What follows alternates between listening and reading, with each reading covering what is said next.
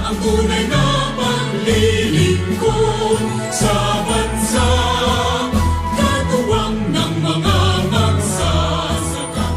Good morning mga ka-agri! It's Thursday once again. And kumusta po kayo dyan? Okay pa ba tayo lahat? Sa kabila po ng mga malalakas na bagyo na bumisita sa atin, lalo po sa Catanduanes at sa 6 na probinsya ng Bicol. Sana po ay okay pa rin po tayo kung nasaan naman po tayo ngayon. Sana po tayo ay lahat ay ligtas at masaya sa ating buhay. Dito po sa Department of Agriculture, patuloy po tayo sa pagsiservisyo sa inyo. Kaya binabati ko po ang ating mga masisipag na mga magsasaka ng palay dyan, mga kamais, mga nagtatanim ng gulay, mga prutas, at syempre ang ating mga tagapag-alaga ng mga livestock and mga manok and mga ducks, poultry raisers. Para sa inyo po ang ating programang Ugnayan sa Agrikultura sa Bicol. Napapanood po tayo ngayon sa Facebook page ng Department of Agriculture Bicol at mula po dito sa San Agustin, Pili, Camarines Sur. At syempre live din po tayo sa 6 na Facebook pages ng Philippine Information Agency na katuwang po natin sa programang ito sa 6 na probinsya ng Albay, Camarines Norte, Camarines Sur, Catanduanes, Masbate at Sorsogon. Tatalakayin po natin sa loob ng 50 minuto ang mga maiinit na kaganapan at mga balitang nakalap sa buong Bicol. Mula dito sa kagawaran ng pagsasaka. At yan po sa pagbabalik ng Ugnayan Pang-Agrikultura sa Bicol.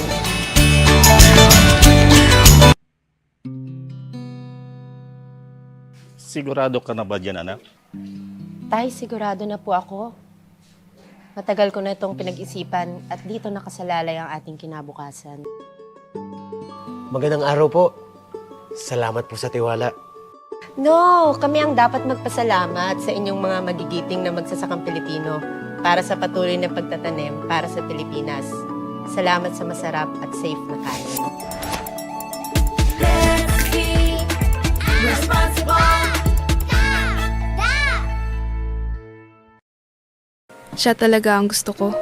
Sa kanya masaya ang puso ko, kaya sa kanya ako babalik.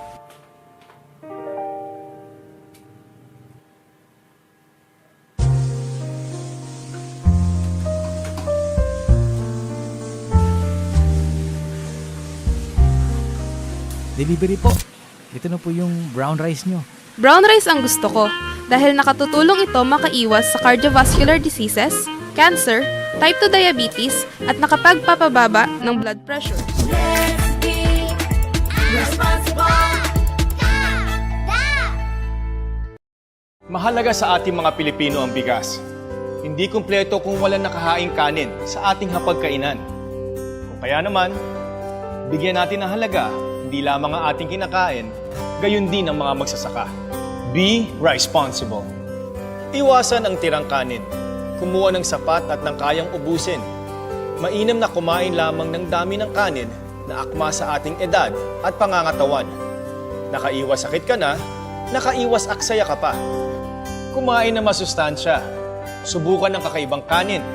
Haluan ito ng iba pang masustansyang pagkain, gaya ng mais, saging, kamote, at iba pa. Masarap na, mas nutritious pa. Kumain ng brown o unpolished rice. Mas healthy ito kumpara sa normal na puting kanin na karaniwang nakahain sa ating hapagkainan. Ako po si Piolo Pascual, ang inyong Rice-Sponsible Ambassador, at inaanyahan ko po kayong maki-ready, set, rice. Rice-Sponsible Filipinos save rice. Eat healthy. Try brown rice. Tama nyo, responsable ako.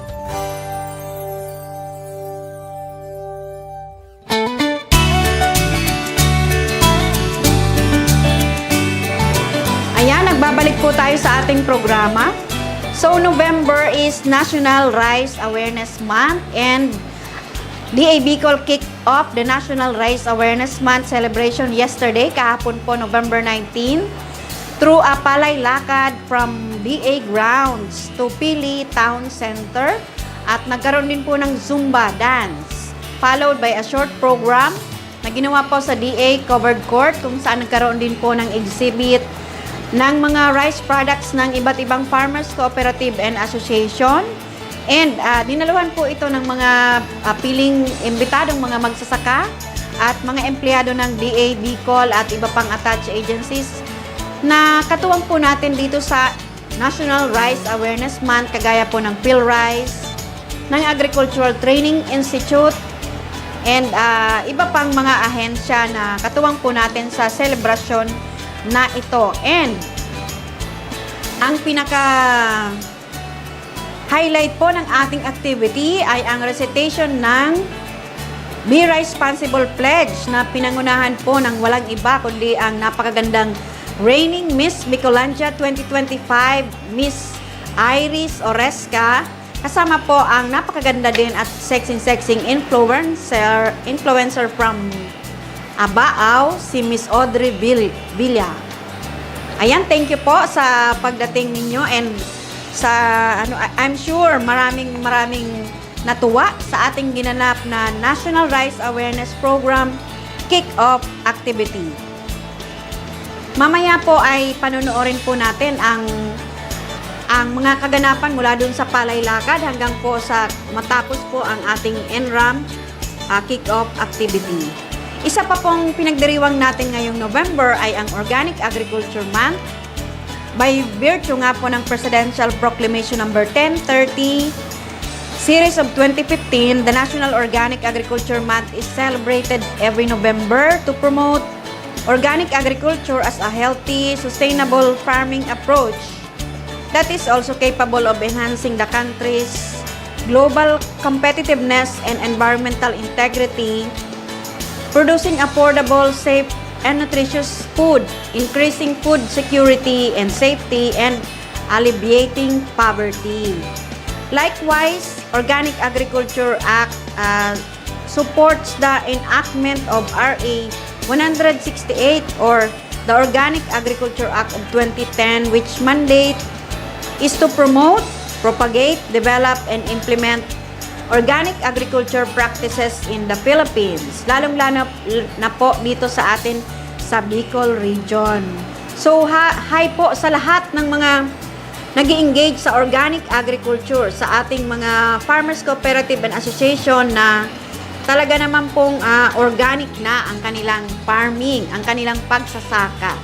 Lalo sa ating, yung mga nasa tigawan natin na friends, yung mga tapat, hi po sa kanila. Sana nanonood po kayo. Magbabalik po tayo makalipas po ang ilang paalala. Beauty queens are expected to be fit and healthy. That's why I use this title to be an inspiration to many, especially to millennials. My advice? Ready, set, rice! Save rice. Avoid leftovers and get only what you can consume. Eat healthy. Know your body's nutritional requirement and diversify your diet. Try brown or unpolished rice. It's loaded with proteins, dietary fibers, vitamins, minerals, and antioxidants that can help control blood sugar levels and lower bad cholesterol.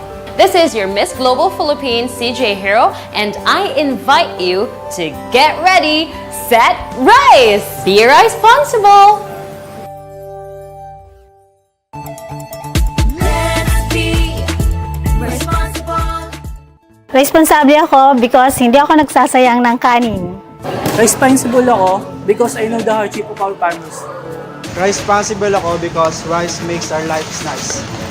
Responsable ako because kumukuha lang ako ng kanin na kaya kong ubusin. Responsible ako because bigas ng Pinas ang binibili ko. Responsible ako because I love rice. Responsible ako because bawat butil ng bigas ay mahalaga. Responsible ako because I know the hardship of our farmers. Responsible ako because my parents work hard for my food. Responsible ako because mahal ang bigas. Responsible ako because lihitimo akong magsasaka since birth at ito ang naman ako sa aking mga magulang.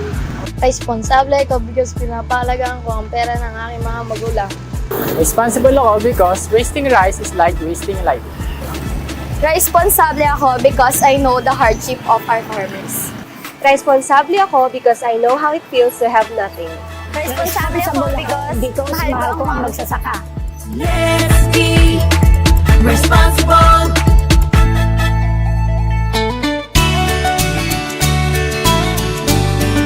Nandito po tayo ngayon sa Garchi Torena, Camarines Sur, kung saan po nakikita natin ang Pacific Ocean. And ang seawall na napakalaki dati ay nasira po ni Bagyong Uwan.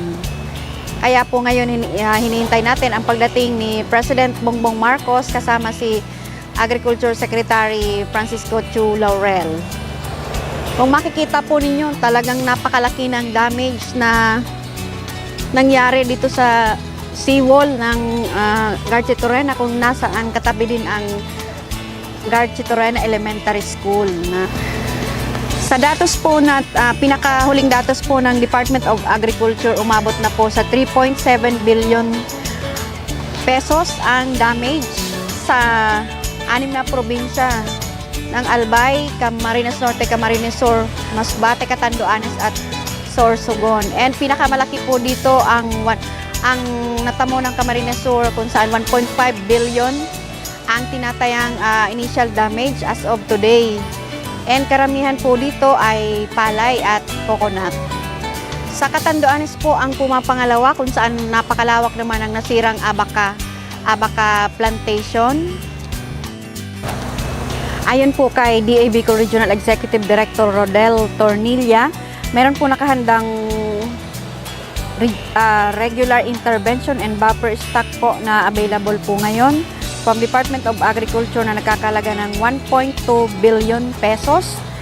Ito po ay 1.3 billion galing sa DA and 59.6 million galing naman sa PhilMec.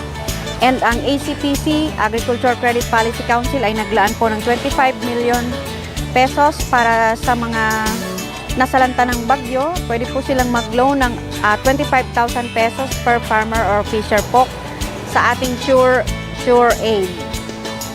Ang National Food Authority naman po ay naglaan ng 19.5 million pesos na buffer stock, kung saan ipagbibili ang benting bigas sa mga NFA provincial outlets and selected Kadiwa store na accredited ng Food Terminal Incorporated at ng Department of Agriculture. And ang PCIC ay meron naman pong kabuang 7.1 million pesos na intervention sa ating mga nasalanta ng bagyo mula sa 6 na probinsya. Ang Bureau of Fisheries and Aquatic Resources naman po ay nagtalaga ng 341,000 pesos na ayuda na pampalit sa mga nasirang bangka ng ating mga kababayang mangingisda. Samantalang ang Philippine Coconut Authority ay mag-allocate din po ng rehabilitation assistance sa ating mga coconut farmers na karamihan po talaga ay nasalanta ni Bagyong Uwan. Para sa ating umaarangkadang balita.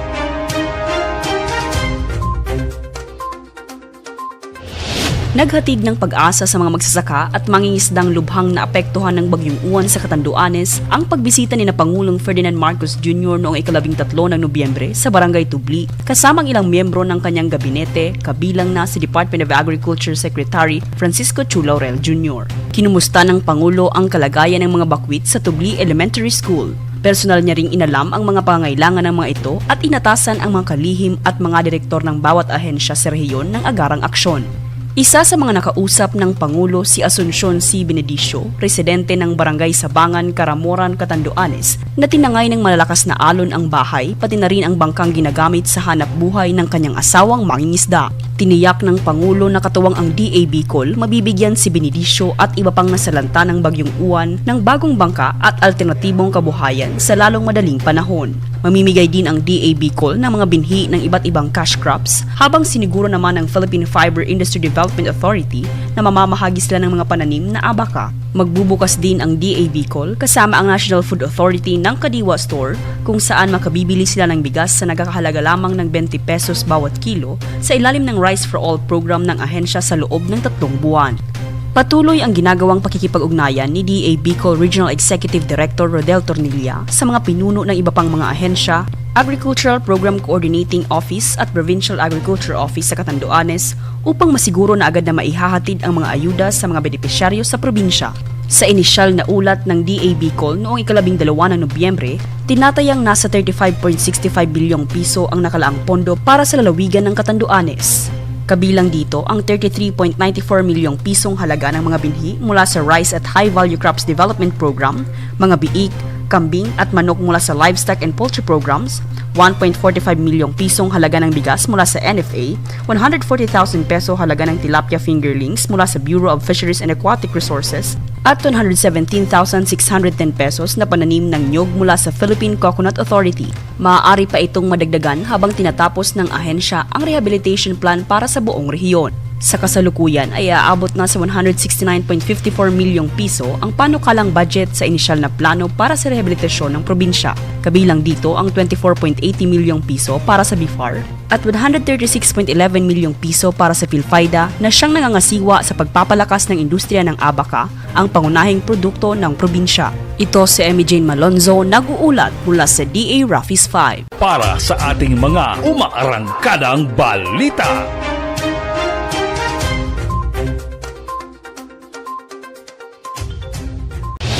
Inihahanda na ng Food and Agriculture Organization of the United Nations or UNFAO ang rapid response para sa mga magsasaka at mangingisdang lubhang naapektuhan ng Bagyong Uwan sa Bicol.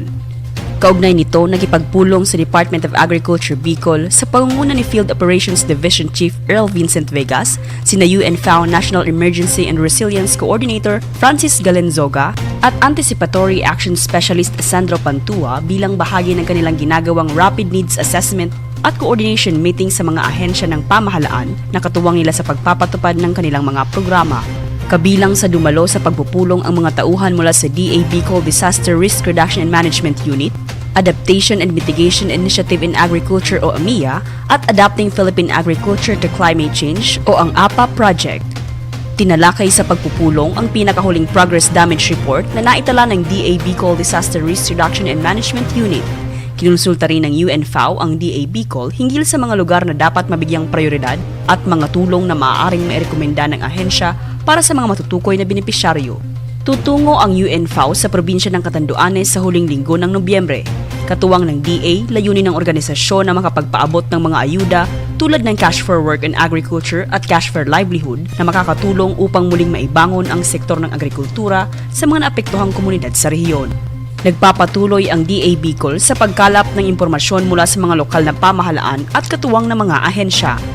Hinihikayat ang mga apektadong magsasaka at mangingisda na i-report sa kanilang municipal o city agriculture office ang pinsalang idinulot ng Bagyong Uwan sa kanilang kabuhayan para sa kaukulang aksyon.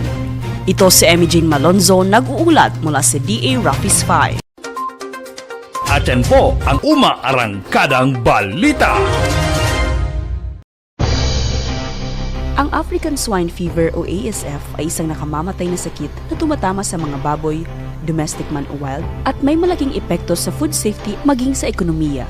Mabilis itong kumalat sa mga baboy at walang lunas, kaya't mahalagang alamin ang mga sintomas ng ASF tulad ng mga sumusunod.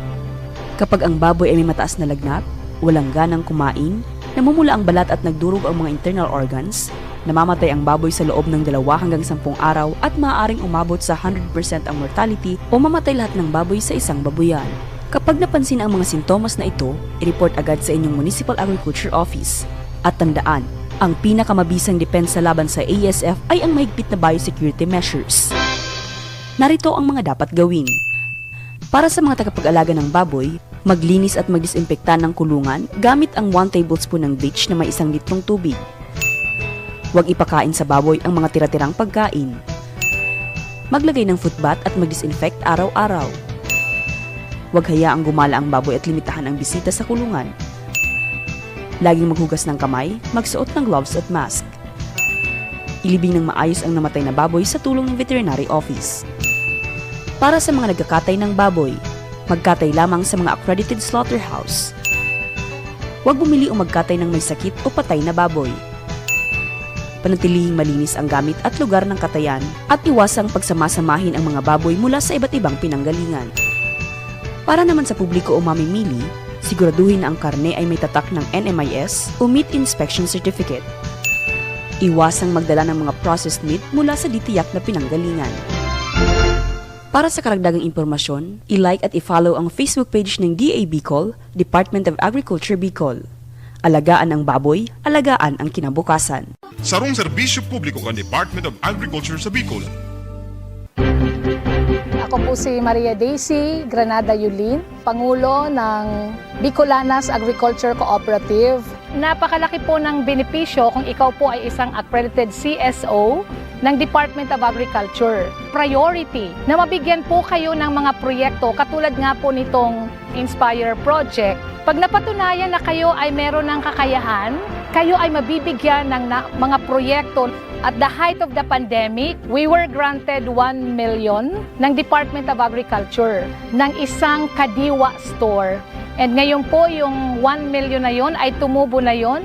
At hindi na lang yon isang ordinary store, kundi isa na po siyang Agri-Mart. At ito nga pong Inspire na napakalaking tulong sa amin dahil maliban po sa pagiging beneficiary ay nagi pa po kaming isang big brother. Ang aming pong lubos na pasasalamat, Department of Agriculture. In agriculture, progress is possible. And in cooperativism, we build a better future. Paano nga ba magpa-accredit sa Department of Agriculture bilang Civil Society Organization o CSO? Simple lang ang mga hakbang sa DA CSO Accreditation. Magsumite ng 3 kopya ng application forms at iba pang mga kinakailangang dokumento. Matapos masuri ang mga dokumento, ang Technical Secretariat ay maglalabas ng abiso sa opisyal na website ng Department of Agriculture at sa mga lugar kung saan matatagpuan ang punong tanggapan ng inyong grupo. Magsasagawa rin sila ng background investigation, verification, ocular inspection at interview sa inyong grupo. Kapag pasado, irerekomenda ng Regional Technical Committee sa DA Regional Executive Director na kayo ay mabigyan ng Certificate of Accreditation. Tandaan, tiyak na agrikultura ay magiging asensado at produktibo kung grupo ay organisado at rehistrado bilang Department of Agriculture Civil Society Organization. Isang serbisyo publiko ng Regional Agriculture and Fisheries Information Section ng Department of Agriculture sa Bicol. Abonon, Swak Tips! Gumamit ng organiko at inorganikong pataba. Bukod sa nakatipid ka na, tumutulong pa itong maparami ang ani. Piliin ang combo na swak sa inyo. Mamili ng tamang dami ng organiko at inorganikong pataba. Depende sa target na dami ng ani at budget. Alamin ang tamang dami, uri at tiyempo ng pagpapataba sa pamamagitan ng mga ito na maaaring i-download sa cellphone mo. Handog sa inyo ng Department of Agriculture at ng hipilang ito.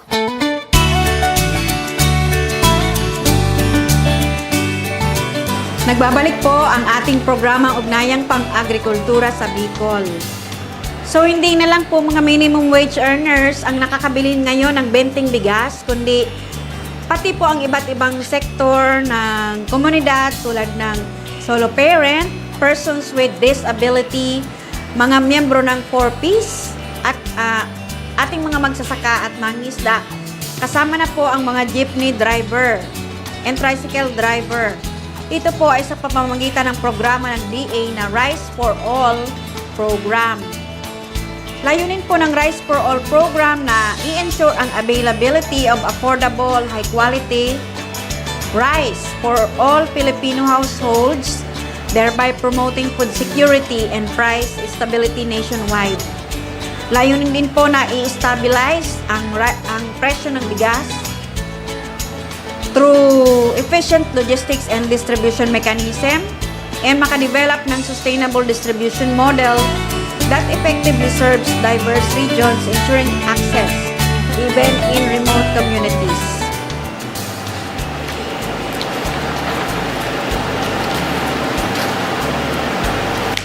Hindi na lang po National Food Authority ang maaaring makapagbenta ng NFA rice kasi meron na po tayong mga na-accredit na Farmers Cooperative and Association through the Food Terminal Incorporated. So,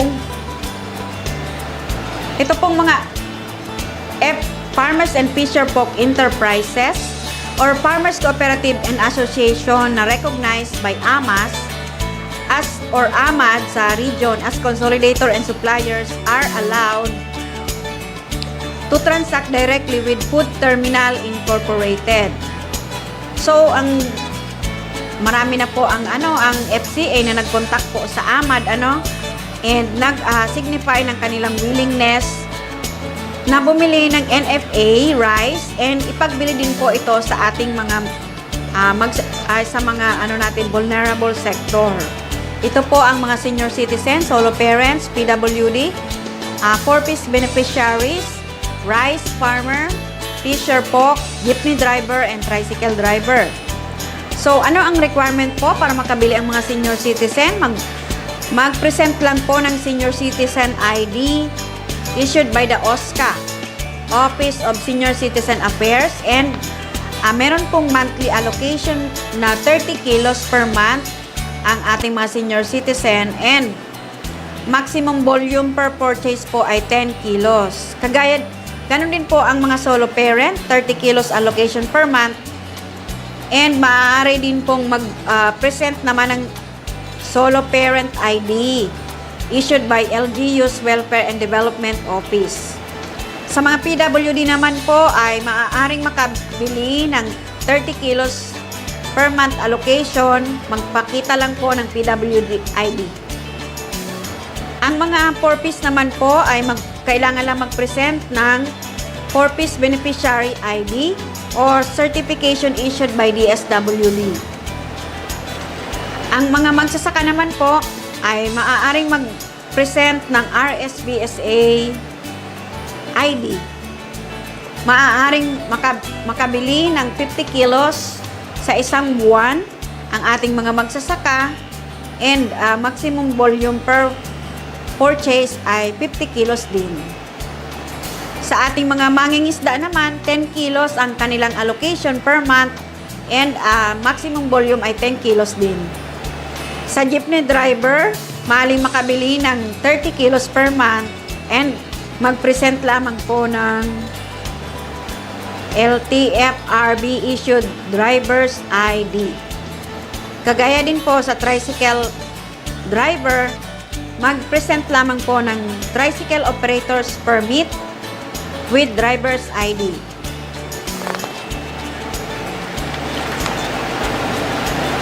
Diyan lang po kayo magbabalik po ang ugnayang pang-agrikultura sa Bicol makalipas ang ilang patalastas.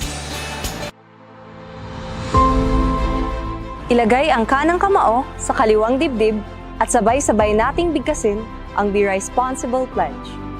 Bilang isang mamayang Pilipino, abakada ng Be Responsible ay isa sa puso at susundin ko. Adlay, mais, saba at iba pa ay yahalo ko sa kanin. Ba, brown rice ay aking kakainin. Kain na hindi ko sasayang. Dapat bigas ng Pilipinas ang aking bilhin. Aking isa sa puso ang panatang ito nang mapabuti ang ating kalusugan. Magsasaka natin ay masuportahan at makatulong na maging sapat ang bigas ng Pilipinas. Susundin ko ang abakada na ito dahil malaki ang magagawa ko para sa bansa at magsasakang Pilipino.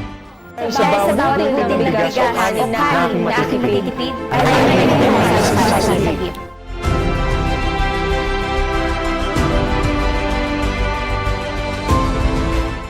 I believe health is not just about what you're eating. It's also about what you're thinking and saying.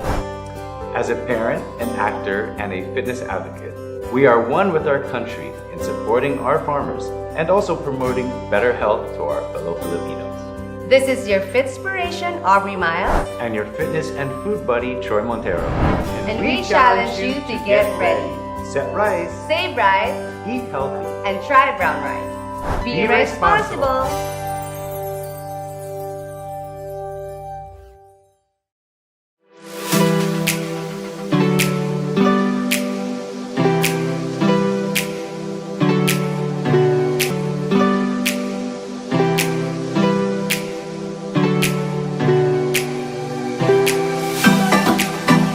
Huwag daw kumain ng kanin para pumayat?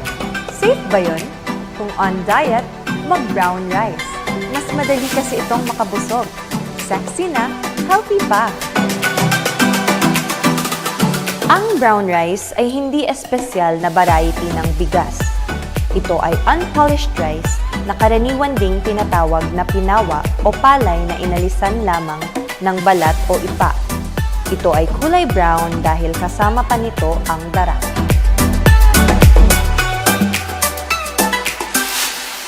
Ang brown rice ay mayaman sa fiber, kaya nire-recommend ito sa mga nagda-diet. Mabisa din itong pananggalang sa sakit sa puso, cancer at diabetes dahil mayaman din ito sa vitamins, minerals at antioxidants. Mag-order o kumuha lang ng kayang ubusin. Be responsibly healthy!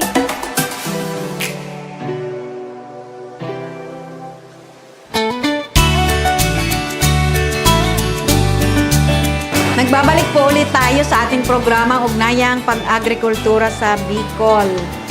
Hello po sa ating mga nanonood, sa ating mga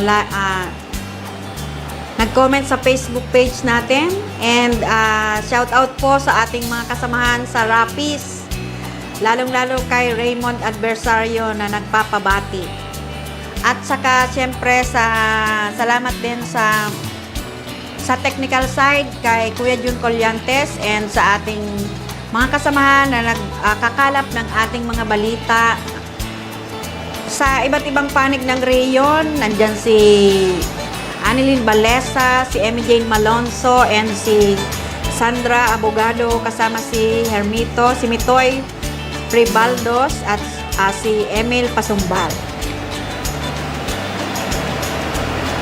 So, naghahanap po ba kayo ng binhi ng palay?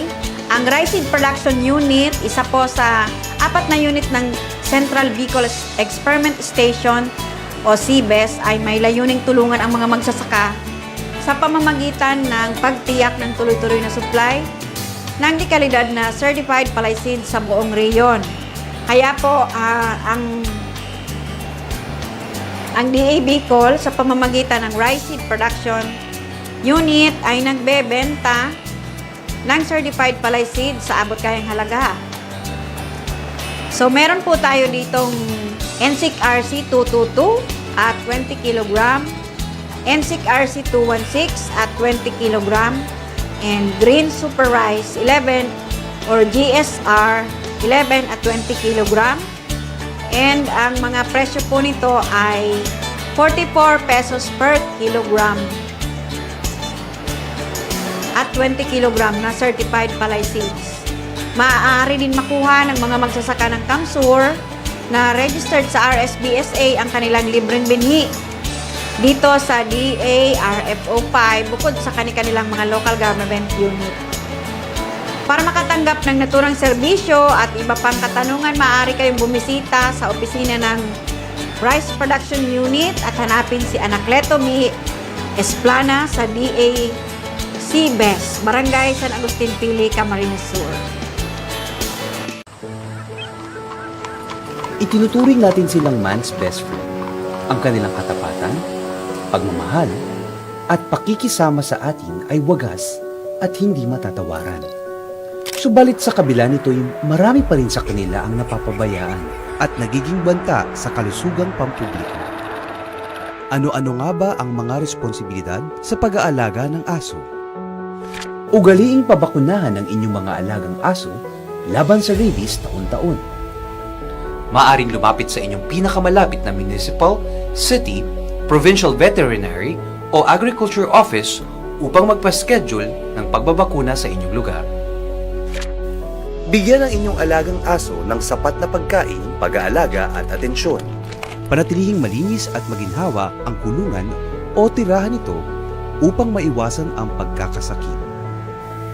Kapag nais itong ipasyal sa labas, panatilihing nakatali ito at huwag hayaang magpakalat-kalat sa kalsada upang maiwasan ang pang-aatake nito sa ibang tao o hayop.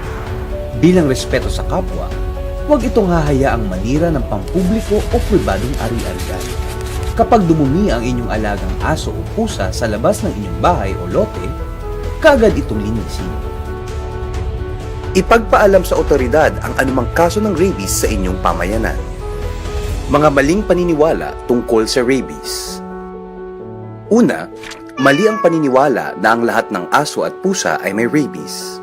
Ang totoo ay ipinanganak ang aso at pusa na walang sakit na rabies. Nagkakaroon lamang ng rabies ang aso at pusa kapag ito'y nakagat o nalawayan ng isang hayop na mayroong rabies.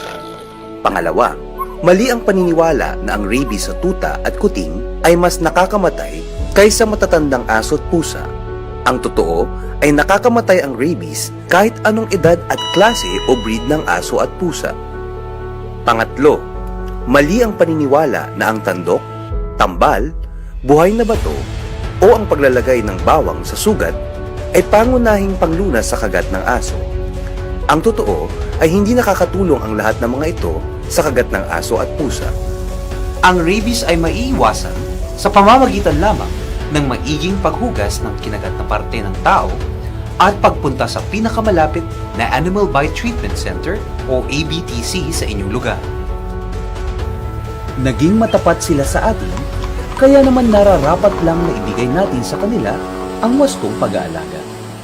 Maaari nating masumpo ang banta ng rabies kung isasaalang-alang natin ang mga responsibilidad sa pag-aalaga ng aso. Maging responsabling amo.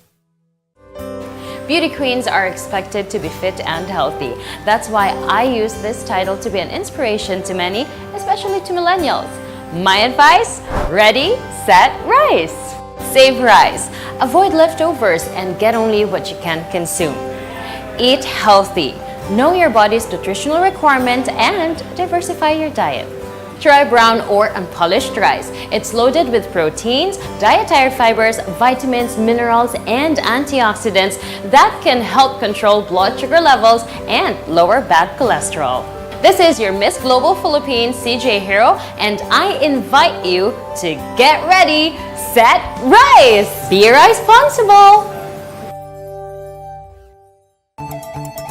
Let's be responsible. Responsable ako because hindi ako nagsasayang ng kanin. Responsible ako because I know the hardship of our farmers. Responsible ako because rice makes our lives nice. Responsable ako because kumukuha lang ako ng kanin na kaya kong ubusin. Responsible ako because bigas ng Pinas ang binibili ko. Responsible ako because I love rice. Responsible ako because bawat butil ng bigas ay mahalaga. Responsible ako because I know the hardship of our farmers. Responsible ako because my parents work hard for my food. Responsible ako because mahal ang bigas. Responsible ako because lihitimo akong magsasaka since birth at ito ang naman ako sa aking mga magulang. Responsable ako because pinapalagaan ko ang pera ng aking mga magulang. Responsible ako because wasting rice is like wasting life. Responsable ako because I know the hardship of our farmers. Responsable ako because I know how it feels to have nothing. Responsable ako because mahal ko ang magsasaka. Let's be responsible.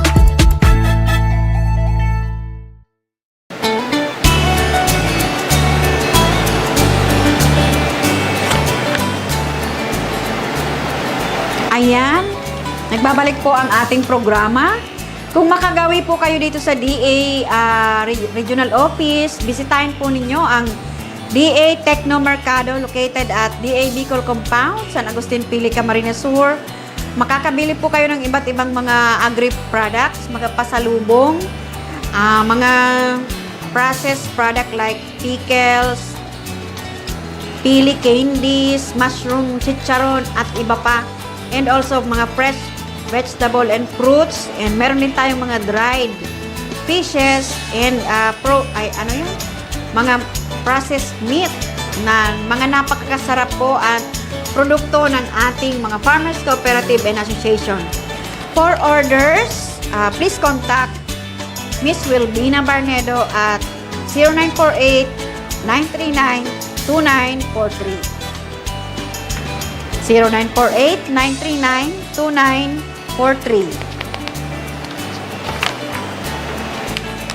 Nako, inabot na po tayo ng oras para pansamantala ulit magpaalam dito sa ating programang Ugnayang Pang-Agrikultura sa Bicol. Katuwang ang Philippine Information Agency, Region 5.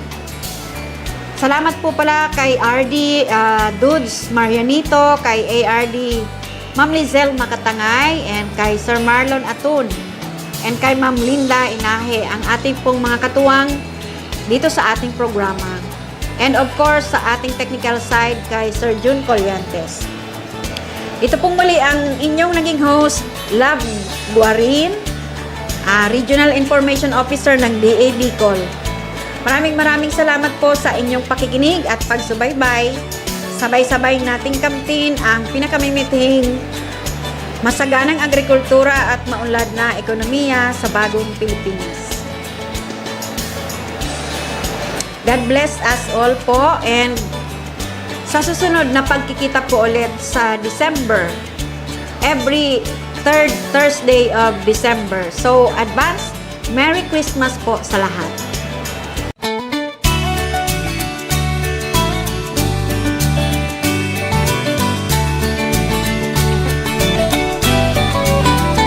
Kay gandang pagmasdan, mga gininto ang palayan sa buong kapuluhan, sa mga malalawak na sakahan. Sumasayaw pa sa hangin, naghihintay ng anihin ng malaunang nagsisikhay na mga kamay upang maihatid sa pamilihang bayan sa hapagsaluhan ng bawat tahanan. Tulong-tulong natin abutin ang matagal na natin mithiin. Ngayon na ang tamang panahon, payabungin ang pagkakataon upang sapat na bigas makaya ng Pinas.